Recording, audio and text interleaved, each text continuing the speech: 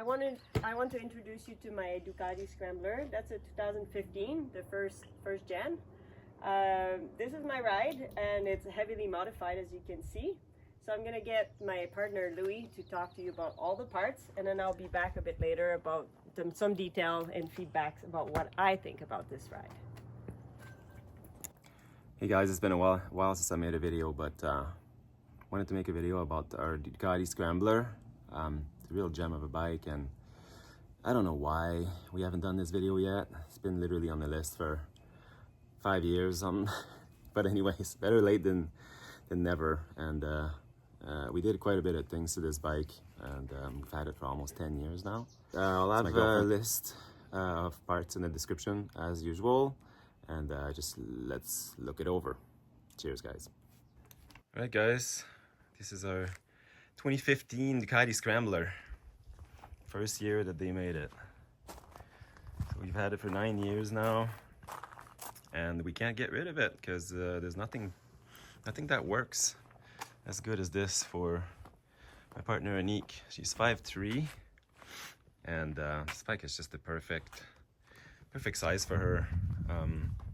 Touch the ground really easily, and it just does everything really well, and it sounds amazing, and it rides amazing, and yeah, I think it's an absolute gem of a bike. So I don't think we'll ever get rid of it, to be honest. I think it's gonna hold its value quite well. It's a bit like a VW van, you know, it's air-cooled, L-twin, and I think it's a classic. It's already a classic. So I think it's gonna bode really well for the future. So yeah, I think this one's gonna stay with us. Check out the magnolias, guys, full bloom. Anyway, all right, so this bike had a lot of issues, not mechanically, but just visually when we first got it. I don't know if you guys recall, but this seat here was drooping down, like it was kind of ridiculous. Like this seat would just had this whole weird balloon that went down here, and we never understood why they did that. It was so ridiculous. So one of the things that we addressed, so we'll talk about it in a minute, but yeah, there's a lot of things that were just weird. And first of all, this bike was red too when we first got it, and we're not really into the whole red and chrome look. So that was one of the first things we did. We got everything painted Harley Davidson cream white. We got it done at the Harley Davidson dealer, actually. And yeah, so then the bike got rid of the red, and that was nice. Okay, guys, we found these guys in Thailand, and this is the guys to go to for the Scrambler. They made this seat, custom make these seats for you, and you can embroider whatever you want at the back. Let's zoom out now. Here you go. So you send them your side plate here, and then they'll wrap it into whatever leather that you want. How cool is that? So that's one of the first thing we did. Their name is Mugello. I'll have a link in the description for those guys. They're absolutely super friendly. They have tons of parts for Ducatis, and especially the Scrambler, they did really well with their parts with that. So when you buy the seat, you have to choose which kind of plate you want. We chose this one. That was one of the first one they made. That was a long time ago. They got all these different options for these plates, lots to choose from. This one's got a little Scramblers custom.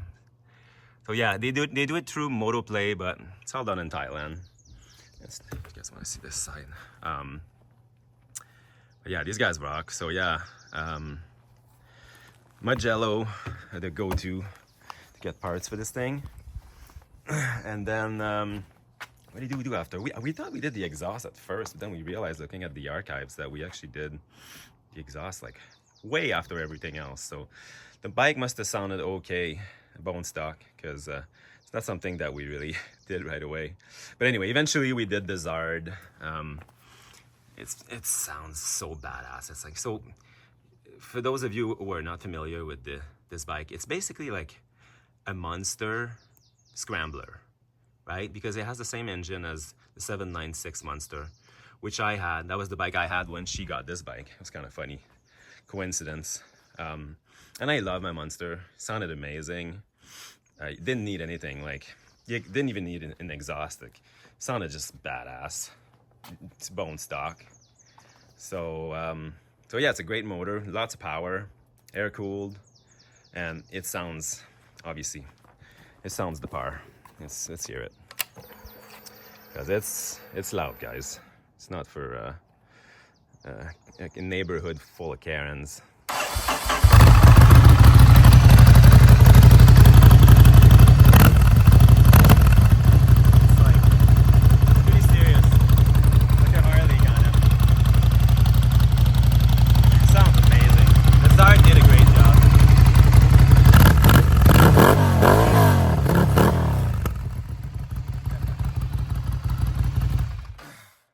Yeah, it sounds badass with the Zard. I kind of wanted to put a Zard on my XSR, but it didn't work out in the end, so I went for an SC. But yeah, the Zard it sounds amazing, guys. I don't know if you have a subwoofer to hear how deep that note is, but it's good. So yeah, we did that. We ended up wrapping it at some point. Don't really recommend doing that. It's just kind of with an air cooled, it gets hot, and it kind of went to shit pretty quick. So yeah, it's not the best look. Evo Tech, I talked about this in another video, how we dropped this bike a few times and the Evo Tech saved the bike, and you can tell they're pretty scratched up and they saved the bike. I dropped that just the other day moving it around the garage. I think the other one is right scratched up too. Oh yeah, look at this. I don't know if you guys can see this, zooming. Anyway, they got some good use, and the bike has 0 damage anywhere, so that was a great buy. Urban Legend over here, guys. Same as I did on the XSR. This one has a custom little tank cover here, and we buy a lot of parts from Motodemic, and this is one of the mirrors. It's so good. Like, it's like we've had so many of these chintzy mirrors, and this one is definitely not one of them. It's just solid. You can drop the bike and the mirror, like, it will survive the fall. So yeah, Motodemic, can't say enough good about them. Oh yeah, so Scrambler came with a really nice let's turn it on for a sec. Really nice light. It was a cool, like, it wasn't a bad light that they had, but eventually we didn't know what to do with the bike anymore, and we wanted to do some mods. So we thought, oh, let's just throw a black frame and a new light, a Motodemic light on it, and because part of it is we wanted to do the dart windshield. So we got all that gear, and then the little Motodemic light. I'll have a link to the description to all that. But yeah, I think it improved the look quite a bit doing the light. I think it was worth it in the end, but it's not really a necessity. The Scrambler came with a pretty cool light. Okay, tire wise, guys, this is the Pirelli's MT60. Those are the ones that come with the bike. These are pretty spent on the back. We got a new one, but it's not on there yet. We had put the TKCs. Those are the TKCs. Way knobbier, as you can tell, and the bike looked really cool with the TKCs, but we couldn't find the right size tire for the front because it's an 18-inch wheel, and so we put a rear tire on the front, and it looked badass. It was this just big rear tire on the front, and it looked amazing. And well, I'll try to find a picture of that, how cool that looked. Definitely do not recommend doing that, guys. It wasn't worth it. It was pretty sketchy, and the handling was just crap. So definitely don't recommend doing that. So we went back to the Pirelli MT60 because it just didn't feel right. So, and we're happy again with the MT60. They're pretty cool, this it's just not as badass as the TKCs. So yeah, I mean, if you're riding in the city, maybe you could get away with putting the TKCs, but on the highway it wasn't great for cornering and stuff. So yeah, we let that go, unfortunately, because that was a pretty badass look there. So tail tidy, guys. So we went through a few tail tidies, and we ended up with this one that you don't need the side blinkers. It's a Motoplay. I don't know if you guys can see. So it will do the turn signals. I'll do the turn signals and the braking and everything in one light. So that really tidies. Obviously something wrong with it right now.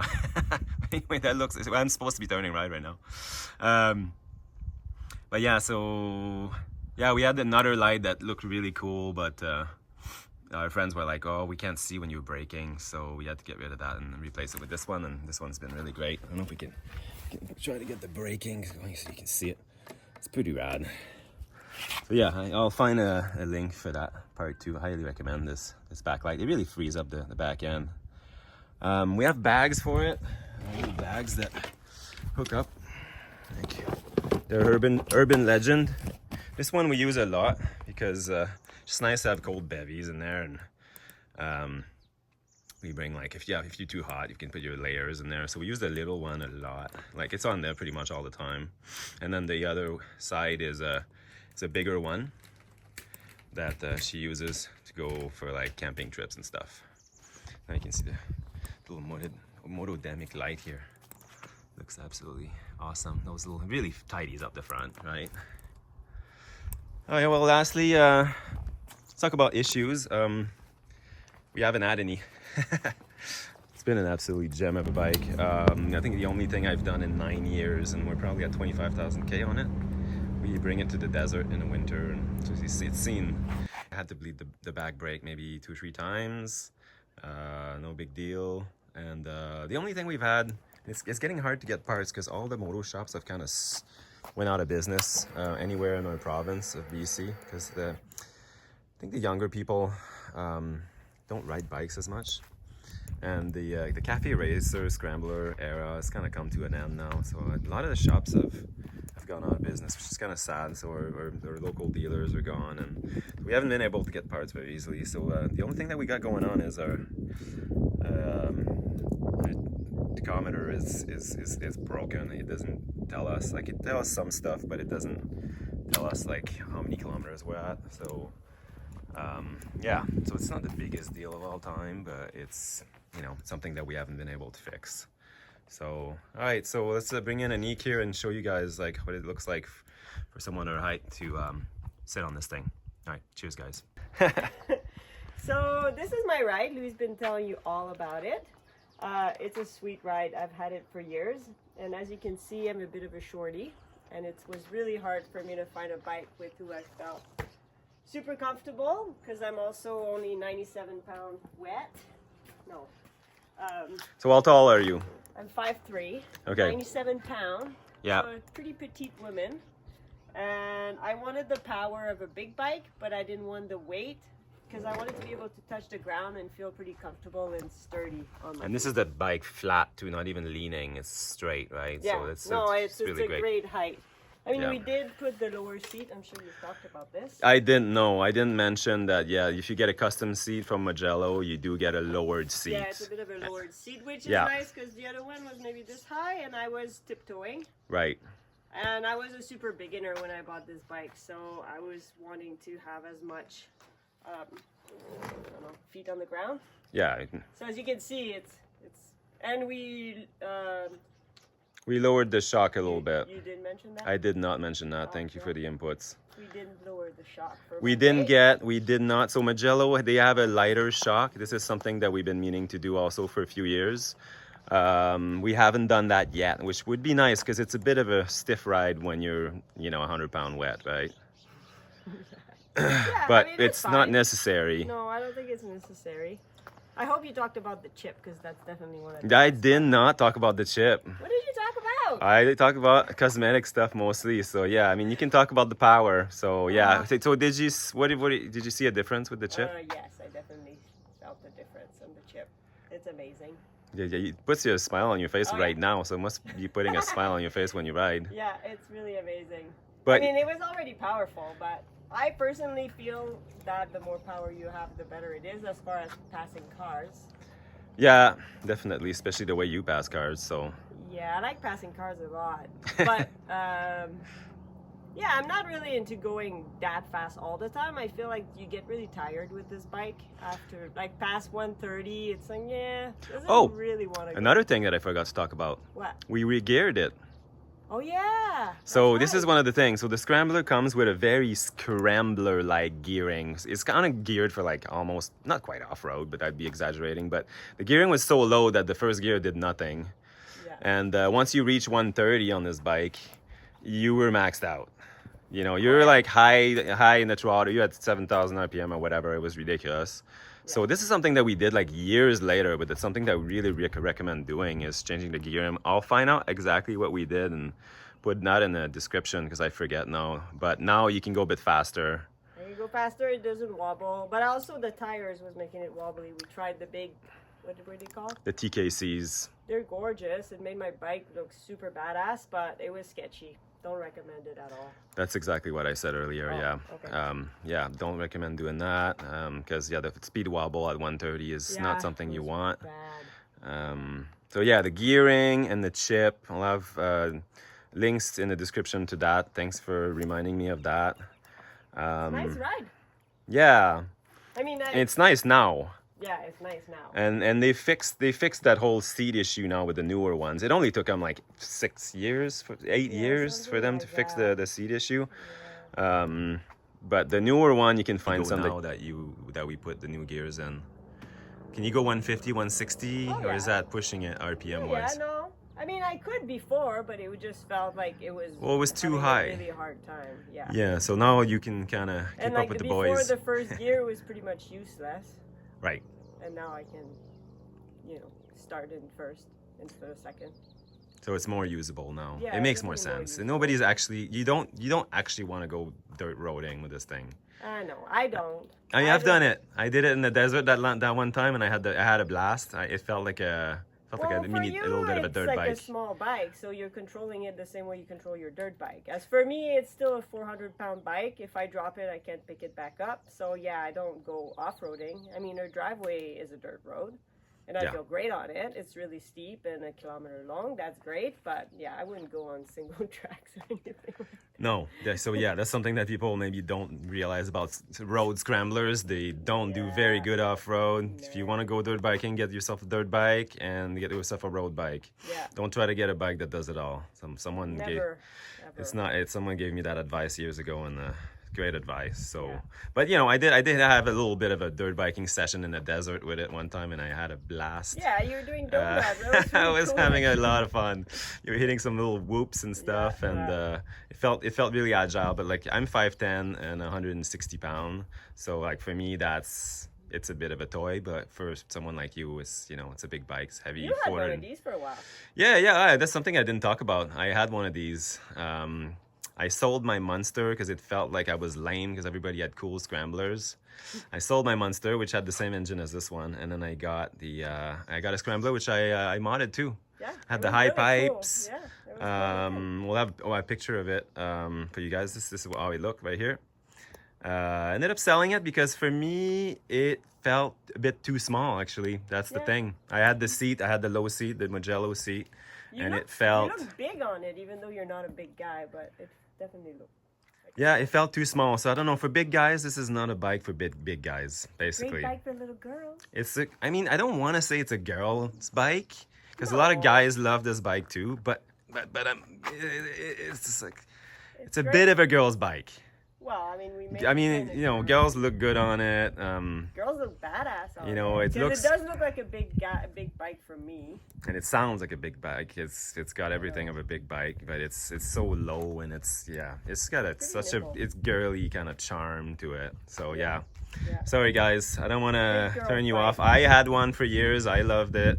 Eventually, like I said, it just felt too small, and I just wanted a new build, so that's when I did the BMW 78, and then that was a disaster, but it was really fun.